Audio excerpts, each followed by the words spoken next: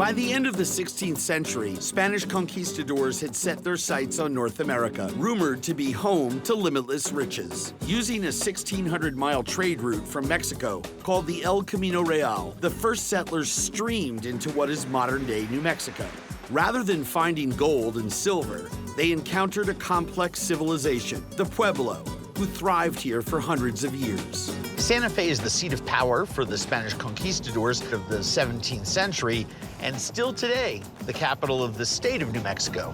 The fall of Santa Fe was also key to the rebellion's success. Just south of Santa Fe's historic plaza, along the El Camino Real, is El Rancho de las Golondrinas. Established as a rest stop for Spaniards heading north, this ranch sits on a Pueblo trail that was used 300 years prior to colonial contact. The Indians used this route before the Spaniards came to New Mexico. This is sort of like an ancient superhighway. Albert Gallegos, the honorary consul to Spain, has traced his lineage back to the very first Spanish settlers. They had one mission, right?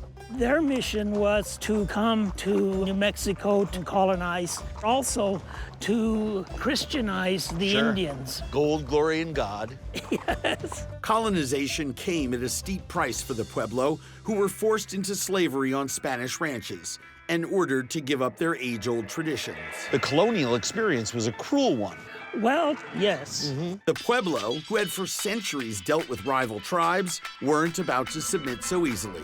In 1680, tensions came to a head, resulting in a full-scale rebellion, a Native American revolution that defeated the Spanish colonists. In some ways, the inability to conquer all the peoples here is, in a sense, the silver lining on the cloud. Yes. Because it's left behind a lot of Pueblo culture, much more than in other parts of the Caribbean or Central America. The Pueblo managed to drive the Spanish back into Mexico for 12 years. Their success ensured that Pueblo culture survived. Their legacy has become an inspiration to the people who live in the region to this day.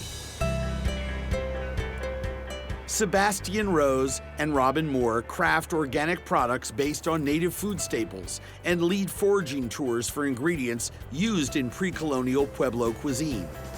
The problem with really good foragers, if it takes an hour to go 500 yards, you're with people who know what they're doing. Wild native Pueblo foods still grow on this 300-year-old Spanish ranch.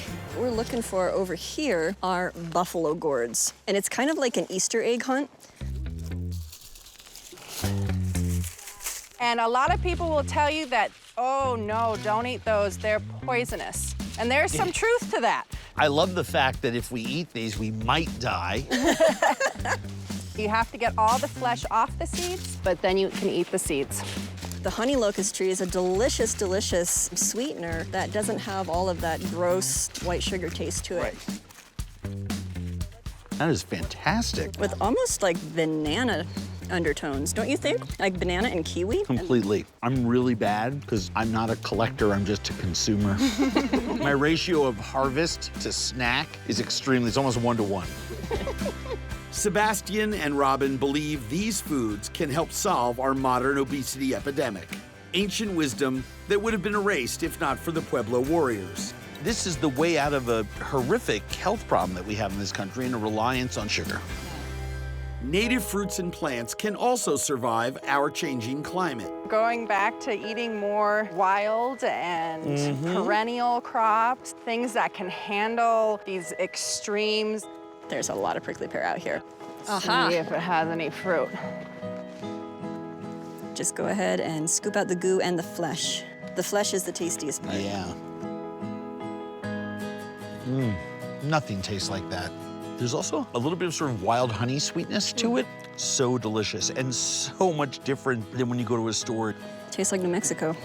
Through foraging, Cebastian and Robin have adopted a core Pueblo belief. Take care of the earth, and it takes care of you.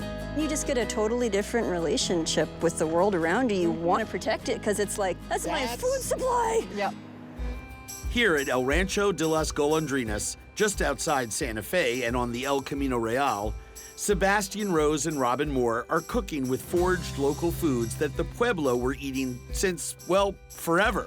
The only reason these culinary customs survived was due to the success of the 17th century Pueblo revolt against their Spanish colonizers. The preparation task is to separate this choky fibrous part from the seeds and wash them well. That's right. To make them edible. Uh-oh, your fingers are gonna be really bitter. Wow, okay. Yep.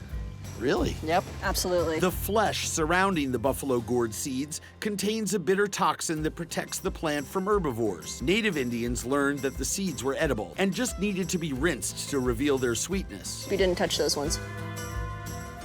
Those are delicious. Aren't those tasty? Mm-hmm. Ooh, I got a bitter one. I think you must have touched it. I soiled your seeds. The white man has come and has destroyed the native foods in just a blink of an eye.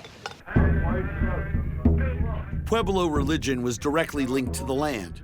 Through their spiritual system and at times through prayer, the Pueblo ensured good weather and healthy crops.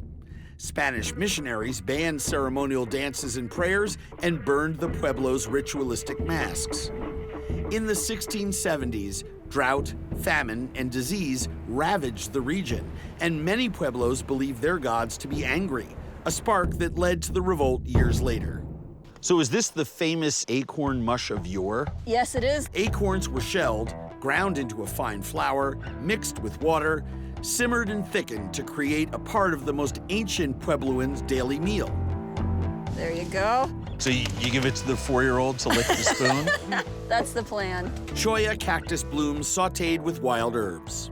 A true taste of the Southwest and a tribute to the foods that fed the first peoples. I'm just curious about the conquistador experience here when they first saw this food. There was a reliance on the native foods here. Yeah. I'm just gonna go out on a limb and say they were probably fairly ungrateful for it. Yeah. But there's quite a history of violence, as we all know. I mean, these people were very, very vicious. Yeah. I think honoring that loss is the only way to respectfully Absolutely. handle the issue. To add insult to injury, the Spanish continued to tax the Pueblo, exporting most of their ailing crops. Due to the drought, many of the foraged foods eaten here today were few and far between. Oh my goodness. So what is all of this incredibleness? So this is the wild temprie beans with the acorn mush cake. And then we're just going to serve it with a wild plum and prickly pear salsa. And we'll put the buffalo seed crema over that. It's good. Everything that this is about is as elegant and beautifully and refined food as you can find on planet Earth. And yet it's our most ancient. Cebastian and Robin are honoring the Pueblo's struggle by celebrating these pre-contact staples. I've eaten in 3-star Michelin restaurants that don't do a nicer job of putting these ingredients together, although they've tried. Cheers. Cheers.